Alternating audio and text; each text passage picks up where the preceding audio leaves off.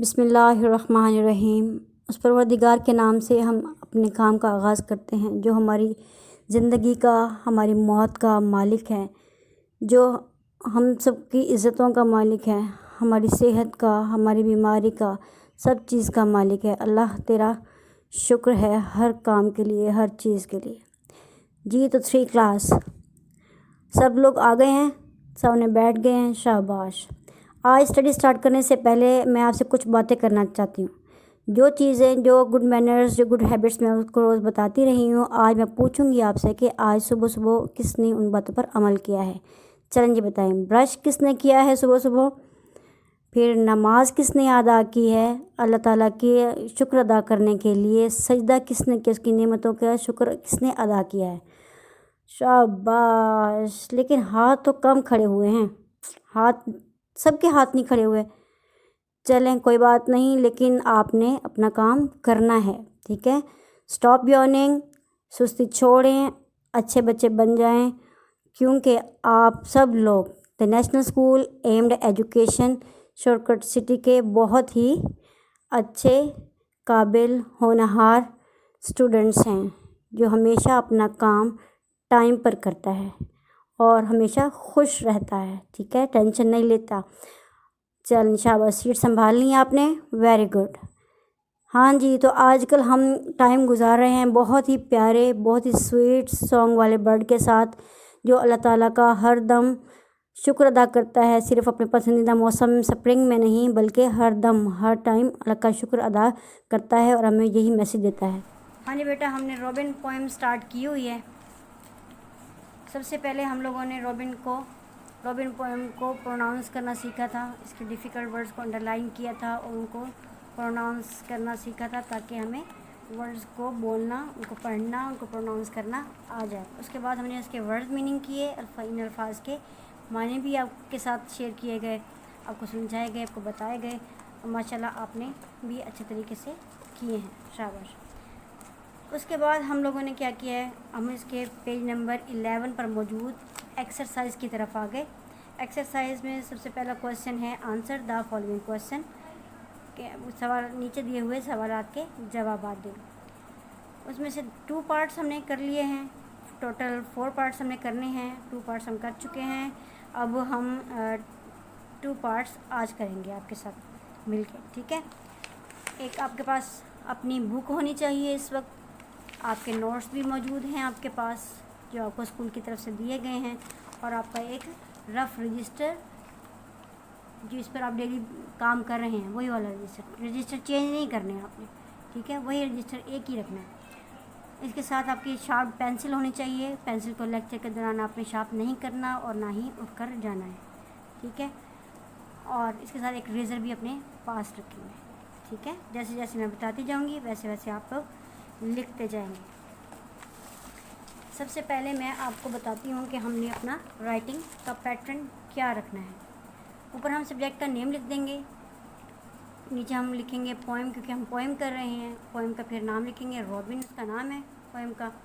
अब हम robin poem के किस पार्ट पे पहुँचे हैं, एक्सरसाइज पे पहुँच चुके हैं, ठीक है। उसका क्वेश्चन नंबर 1 चल रहा है, वो है आंसर द फॉलोइंग क्वेश्चंस। नीचे दिए हुए, फॉलोइंग का मतलब होता है नीचे दिए हुए क्वेश्चन, सवालात का जवाबात दें। अब उसका हम सी पार्ट आज करने वाले हैं बेटा। सी पार्ट बुक में से भी मैं आपको रीड आउट करवा देती हूँ कि बुक में है, ये सी पार्ट है इसका। व्हाट डज रॉबिन से, रॉबिन क्या कहता है अबाउट ऑटम। ऑटम का मतलब क्या है, वेरी गुड ख़िज़ा, शाबाश। ऑटम ख़िज़ा कौन सा मौसम होता है जिसमें दरख्तों के पत्ते झड़ जाते हैं, very good, you are intelligent ones, ठीक है, शाबाश। What does robin say about autumn, robin autumn के बारे में क्या कहता है। रॉबिन तो आप देखें एक शुक्रगुजार परिंदा है, ठीक है, पसंद उसको ख़िज़ा है। ख़िज़ा पसंद है नहीं, उसको स्प्रिंग पसंद है, जहाँ जब फूल ही फूल होते हैं, रोशन दिन होते हैं, खुशबुएँ होती हैं, फल ही फल होते हैं, ठीक है। लेकिन फिर भी वो, इसके बावजूद वो हमें कह रहा है कि विंटर है तो क्या हुआ, हर मौसम, हर टाइम, हर वक्त अल्लाह ताला का बनाया हुआ है। अगर हमें अल्लाह ताला हमारी पसंदीदा चीज़ से नवाजता है, तो वो ऐसी चीज़ जो हमारी तबीयत को अच्छी नहीं लगती, अगर वो अल्लाह ताला की तरफ से है तो हमें उसकी नाशुक्री नहीं करनी चाहिए, बल्कि हम सबको मिलकर उसका शुक्रगुजार बंदा बनना चाहिए। ठीक है, अब इसको हम इंग्लिश में देख लेते हैं कि कैसे लिखेंगे हम। एक क्वेश्चन कंप्लीट होने के बाद, what does robin say about autumn, autumn के बारे में क्या कहता है रॉबिन। एक लाइन छोड़ देंगे हम ताकि नीटनेस आ जाए हमारी राइटिंग में। ठीक है, आंसर राइट करेंगे, आगे फुल स्टॉप लगा देंगे, मार्जिन लाइन को टच नहीं करेंगे, क्रॉस नहीं करेंगे, फर्स्ट वर्ड का फर्स्ट लेटर हम कैपिटल लिखेंगे और थोड़े से मार्जिन लाइन से थोड़े से गैप से लिखेंगे। ठीक है, और वर्ड्स के दरमियान हम 1 फिंगर का गैप भी देंगे। चलें, द रॉबिन सेज, रॉबिन कहता है, that there are fruits for everyone, हर एक के लिए, एवरीवन का मतलब होता है हर एक के लिए, फ्रूट्स मीन फल हैं, मुख्तलिफ़ किस्म के फल हैं। लेट अस प्रेज गॉड, आओ हम सब मिलकर अल्लाह की तारीफ़ करें, हम्द सना करें या तारीफ़ करें। ये वर्ड आपके पोएम में है और ये आपको वर्ड मीनिंग में भी करवाया गया है, इसलिए आपको कोई मुश्किल पेश नहीं आएगी इंशाअल्लाह। ठीक है, अब हमारा क्वेश्चन डी हम आगे करेंगे, पहले हम बुक से पढ़ लेते हैं question D. When can we still hear robin song, हम कब तक रॉबिन का सॉन्ग सुन सकते हैं। ठीक है, कब तक सुन सकते हैं, सिर्फ स्प्रिंग में सुन सकते हैं, क्योंकि वो स्प्रिंग का जो है नहीं। वेरी गुड, बिल्कुल ठीक रीज़न बताइए आपने, क्योंकि वो शुक्रगुजार परिंदा है, वो अल्लाह ताला के हर दिन को खुशी से गुजारता है, हर मौसम को खुशी से गुजारता है। ठीक है, इसीलिए वो सिर्फ स्प्रिंग में नहीं बल्कि थ्रू आउट द ईयर, सर्दियों में भी, विंटर में भी सॉन्ग आता है, अल्लाह का शुक्र अदा करता है। आंसर इसका हम लिखेंगे, मार्जिन लाइन से हटा के फुल स्टॉप हम लगा देंगे आगे। We can still hear robin song, S apostrophe S लगा हुआ है। अपोस्ट्रॉफी एस लगाने का मकसद ये होता है कि जब हम किसी की मलकियत के बारे में, कि कोई चीज़ किसी की है, जैसे अब रॉबिन है, रॉबिन का गाना है, का गाना, जहाँ पर का आएगा किसी की मलकियत होगी तो हम अपोस्ट्रॉफी एस लगा देंगे। ठीक है, हम रॉबिन का गाना सुन सकते हैं इन द विंटर, सर्दियों में भी, हम रॉबिन का गाना सर्दियों में भी सुन सकते हैं। समझ आ गई मेरे बच्चों को, शाबाश। अब आपने ऐसा करना है, अब हमारे क्वेश्चन आंसर कंप्लीट हो गए हैं, तो अब आपने अपने रजिस्टर के नीचे अपना नेम राइट कर लेना है। ठीक है, क्योंकि हमारा 1 पोर्शन क्वेश्चन आंसर का कंप्लीट हो चुका है। अब अपनी डायरी भी नोट कर लें बेटा। डायरी आप क्या करेंगे, हम पोएम पढ़ रहे हैं, कौन सी है पोएम, रॉबिन। इसके हम करेंगे question answer C to D। 2D का मतलब है C से लेकर D तक। ये आप लर्न भी करेंगे विद स्पेलिंग्स प्लस राइट, और राइट भी करेंगे ज़बानी याद करके। ठीक है, इसको लिख लिख के याद करेंगे और फिर आपने औरली ज़बानी आपने इसको अपने रजिस्टर पर लिख लेना है, और फिर मुझे आपने एक वीडियो सेंड कर देनी है जिसमें आप औरली इसको लिख रहे हैं।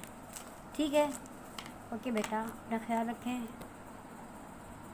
आपकी आज की गुड हैबिट है क्लीनलीनेस, आपने सफाई का ख्याल रखना है। Kids, today's story is about importance of cleanliness. Welcome to our channel, Kids and Story, nurturing young minds. Every evening, Viraj and his friends play in the park. They carry toys, papers and snacks to the park. Some kids throw papers, broken toys and food wrapper on the ground and go back home. Every night, the cleaner comes and cleans the park. When children come to play the next day, the park is once again clean. One day when Viraj arrived at the park, he found his friends standing outside the park. What happened? Why is everyone outside? He asked. The park is so messy. How can we play here? Said one of his friends. Oh my god, it's smelly. Yucks, said a girl in their group. Let's go and call the cleaner uncle. He will clean it, said Viraj, and all kids went to look for the cleaner uncle. He wasn't there at his usual place, so children went to the watchman and asked, Where is cleaner uncle? He has gone to his village for a few days, said the watchman. Sad, the children returned to their homes. When Viraj's mother saw him returning early, she asked, What happened, beta? How come you are back so soon? Mom, the park is dirty. There are wrappers, food, papers, toys littered on the ground. And they smell bad. How can we play? He said, taking a seat. Why? Was it not clean last night? She asked. The cleaner uncle has gone to his village, so the park is so dirty, Viraj said. But why don't you kids throw the trash in the dustbin? His mother asked. Mom, it's the cleaner uncle's work. He should pick them up and throw them in the dustbin. He has gone to village and now no one is there to clean the mess. Now we can't play, said Viraj, getting upset on the cleaner.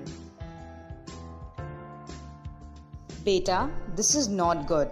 If someone is taking care of the society, doesn't mean you have the freedom to create a mess.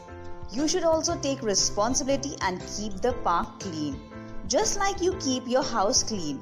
It's your responsibility to keep your surrounding clean. If you would have put the trash in the dustbin yesterday, then today you would have found it clean and enjoyed playing in the park. Viraj realized his mistake and nodded. Mom, I promise we will keep the park clean from now on and throw waste in the dustbin. Viraj's mom smiled.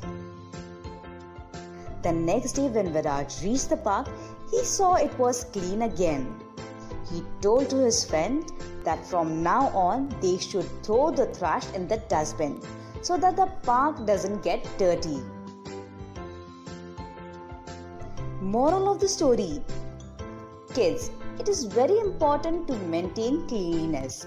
Not only cleanliness makes us healthy, but also gives others a healthy and beautiful environment.